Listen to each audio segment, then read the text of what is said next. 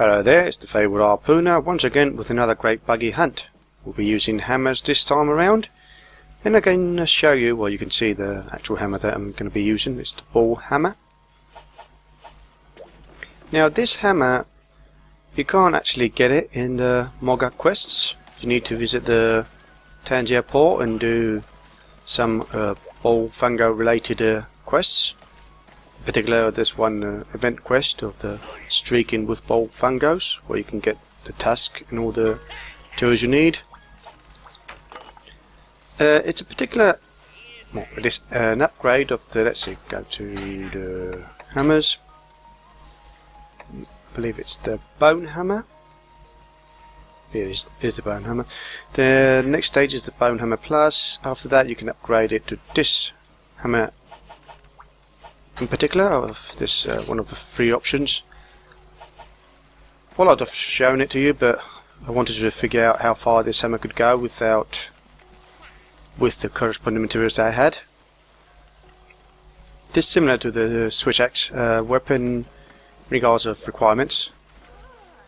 So require some bones, and particularly the ball fungo tusks.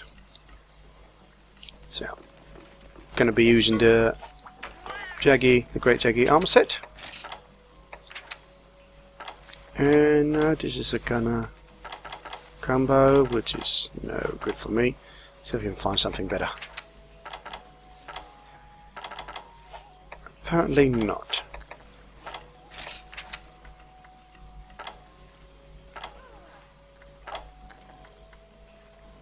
No, there's no real. Let's go for this one.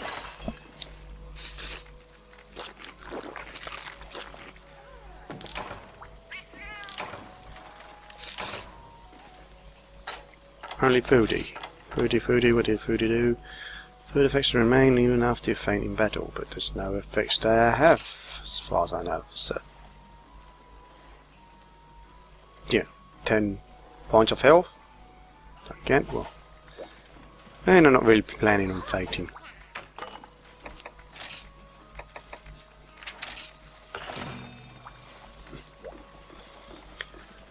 So off we go. Now in the last recording, near the end, during one of the loading screens, there was a bit of a glitchy artifacts caused by the capture card. I decided not to redo that quest because it was only at that loading screen for less than a second. It was like 3/4 of a second that it lasted, and it's only during that little bit of a load.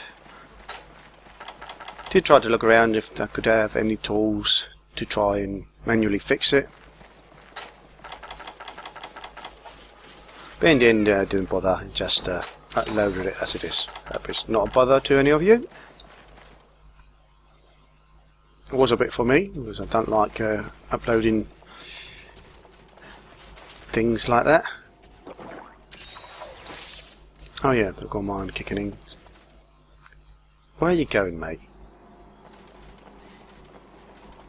Oh yeah, I'm taking the long way around just because. No, this is even longer. Oh my god. Nah, it's just because I've been grinding materials. Oh yeah, that was. Anyway, let's talk about this weapon a bit in particular. As you could see from previous screens, it starts with yellow sharpness, which is not really that good. However, I need to do that at the end of the quest to show you. It has one of the highest draws available with these weapons for. You know, I didn't consider the bouncing to be much of a problem. But I did seem to hit a bit of a body part that would bounce normally. Ooh, didn't dodge.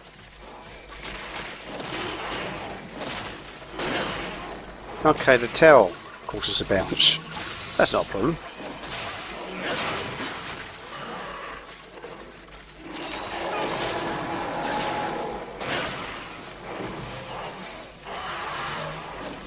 Ooh! Missed that one. Yeah, at least got rid of a couple of little baggies.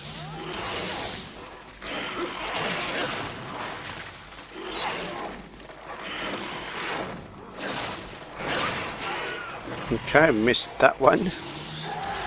I hit the little baggie instead.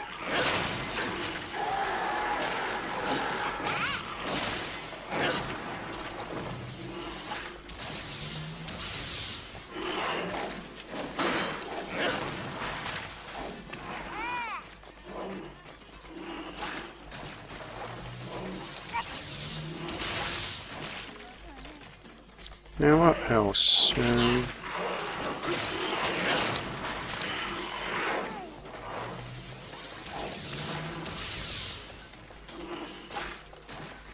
Oh yeah, did mention that I was thinking of doing Tangier quests. I've tried one of the quests to see how it goes. It's pretty much the same as the Mogga Woods quest, or Mogga Village quest, except for the monsters having a bit more health, so the quest lasts a bit longer. Other than that, it wouldn't really add anything new to the challenge, just slightly more durable monsters. And considering that there's long sections of video that I don't really say anything because I have nothing to say, in those extra long times of quests, I think it would just get boring if I did that. So unless there's a particular Tangier quest that's not available in Mogga, certain type of challenge, or should sharpen now actually, something that's different that the Mogga village just doesn't have, that would justify doing the Tangier quest and recording it. I will be doing them but not really recording any of it.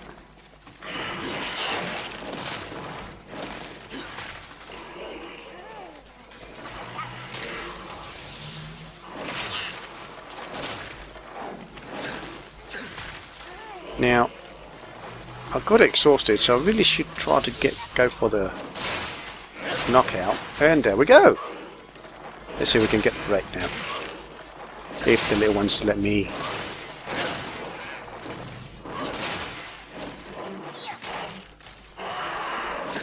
I hate when that happens. Get too close and you get pushed towards the wrong side. Okay.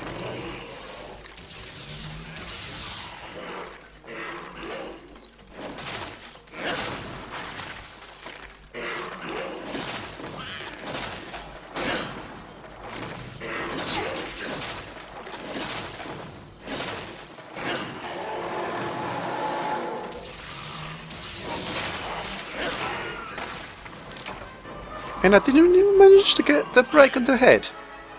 That was a bit of a... So I managed to get a knockout, but I didn't manage to get the break.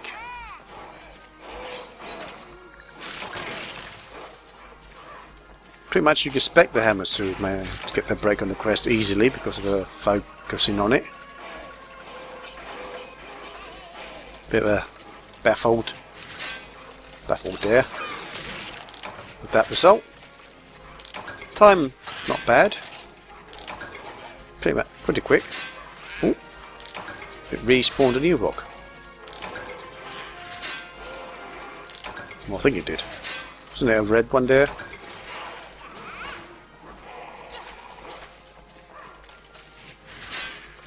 So yes, this hammer, while it starts with yellow sharpness, because of the extra raw damage that it comes with, it pretty much outranks nearly all of the other hammers that you could get in that area.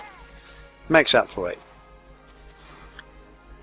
The only real problem is with certain monsters that have hard parts, and that you would bounce everywhere even if you are doing that little extra damage.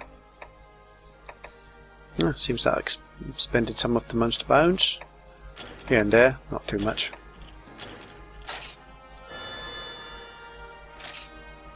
Psychic +2. Okay, could be handy.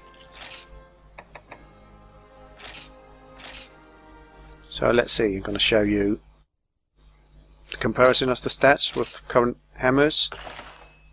Although there will be upgrades to the ones I have right now.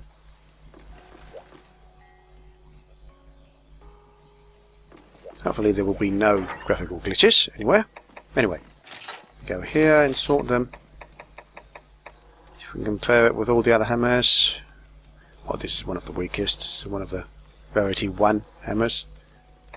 But with other war hammers like the Warhammer. Yes, the Warhammer has green sharpness, but it's really low on the raw compared to this one. So the Warhammer kind of comes on top. Plume flint. It's not bad actually. It's 400 if raw attack damage difference, but you do have green sharpness and extra damage from fire. This could be an actual better weapon versus the Great Baggi because of the fire elemental. The Bone Bludgeon, which is pretty much plume flint with low sharpness and no element. And the Ludroth Splash Hammer is pretty much the only other highest hammer that I have available at this stage. However, most of these are going to be upgraded shortly for the next episodes. This has been the Fabled Harpooner. See you next time, and good hunting.